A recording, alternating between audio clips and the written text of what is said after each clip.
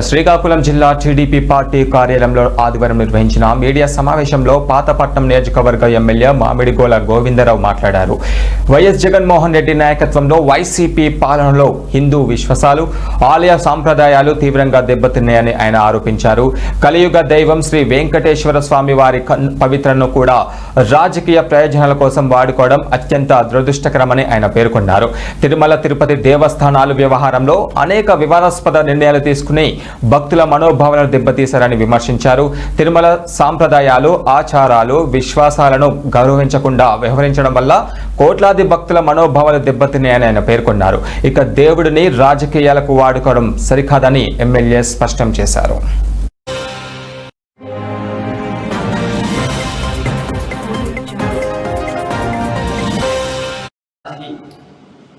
చెప్పాలంటే ఒక శవరాజకీయం, ఒక డైవర్ట్ పాలిటిక్స్. 2026-2027లో జరిగిన బడ్జెట్ విషయంలో ఇప్పుడే ఆంధ్రప్రదేశ్ ప్రగతర చట్టాలపై 2019-2024లో ఒక రాక్షస పాలనలో, ఒక సైకో పాలనలో ఆంధ్రప్రదేశ్ రాష్ట్రం 20 సంవత్సరాలు వెనక్కి వెళ్ళిపోయింది. మళ్ళీ మనం 2024లో వచ్చిన తర్వాత ఈ ఎన్డీఏ కూటమి పరిపాలనలో 3 ఇడ్లు బండిలాగా, డబుల్ ఇంజిన్ సర్కారులాగా అభివృద్ధి బాటలో వెళ్తూ వీళ్ళు 2026-2027 బడ్జెట్ మీద మాట్లాడడానికి ఏం దొరక్క, ఈ బడ్జెట్ అనేది ప్రగతి చట్టాలపై వెళ్తుంది దొరక్క డైవర్ట్ పాలిటిక్స్ చేసి లాస్ట్కి వెంకటేశ్వర స్వామి మీద పడ్డారు.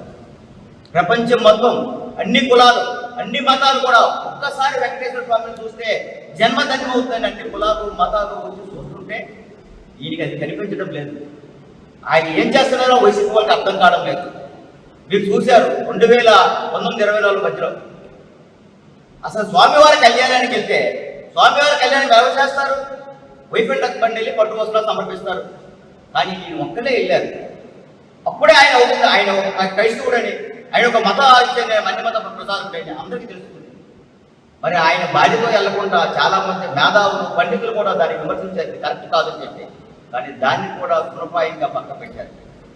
స్వామివారు ప్రజలందరూ కూడా ఏదైతే స్వామివారికి తలనేలాలు ఇవ్వాలో అని దేవుడికి ముక్కుని తలనాలు ఇచ్చిన నేలాలు కూడా 2 కోట్ల రూపాయలకి థాయిలాండ్, మహమ్మారి నుంచి చైనా కంపెనీ మహానుభావులు ఎవరున్నారంటే అది వైసీపీ ప్రభుత్వంలో జరిగిన కార్యక్రమం. రాజకీయంలో కూడా లడ్డు విషయంలో కూడా లక్షలాది రొట్లు బయటికి తెచ్చి తన తిరుమల తాలూకా వెంకటేశ్వర తాలూకా పవిత్రంగా మంట కలిపి రాజకీయంలో కూడా ప్రతి ఒక్కరికి లడ్డూలు ఇచ్చి వాళ్ళు చేస్తే